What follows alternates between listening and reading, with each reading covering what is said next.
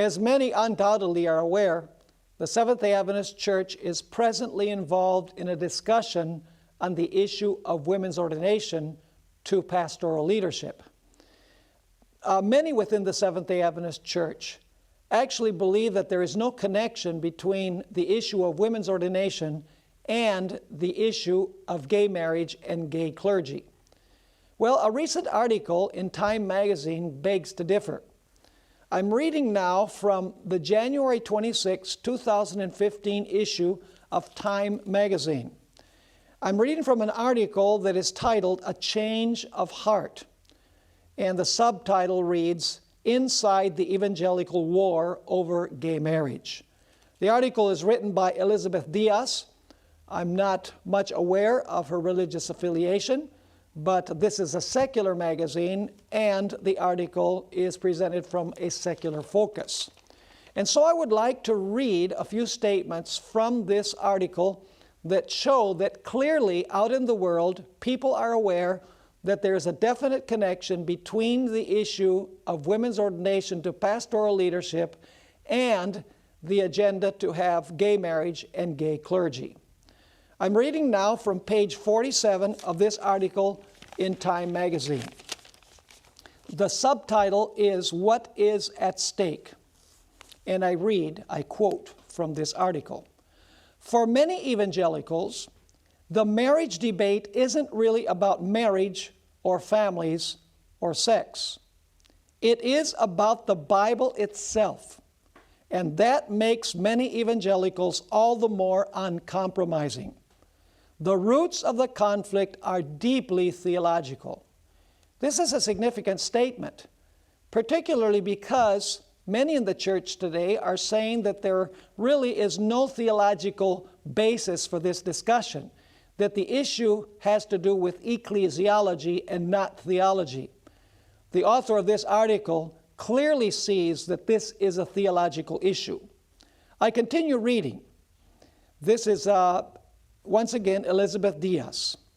"Evangelical faith prizes the Bible's authority, and that has meant a core commitment to biblical inerrancy, the belief that the words of the Bible are without error.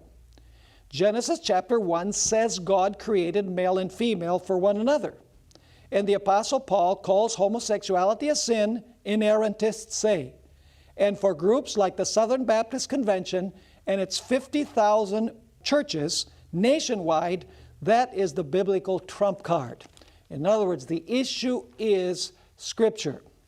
A little bit further down in the article, we find a more explicit reference to the connection between the fight for women's rights and the LGBT agenda. Here is what the author says. "And there is another just as fundamental obstacle." When she says obstacle, she's referring to an obstacle for the church to accept gay marriage and gay clergy. She continues writing, "So far, no Christian tradition has been able to embrace the LGBT community without first changing its views about women. The same reasoning that concludes that homosexuality is sin is also behind the traditional evangelical view that husbands are the spiritual leaders of marriages and men are the leaders of the church." A little bit further down, she quotes Robinson as saying, "It is not an accident that women's liberation movement preceded the gay liberation movement." And so there are 2 points that I would like to emphasize in this particular newsflash. First of all, the author of this article clearly sees that this is a theological issue. And secondly, it is very significant that she sees a connection between the roles of men and women in the church and in the home and the agenda of the LGBT community. As Seventh-day Adventists, we must abide by what Scripture says. Scripture says, "Wives, submit to your own husbands. Husbands, love your wives." And Scripture also states that elders and bishops must be the husbands of one wife. Let us live by every word that proceeds out of the mouth of God. Let's not allow culture to dictate what the church does. Let's take what God says and apply it in our church.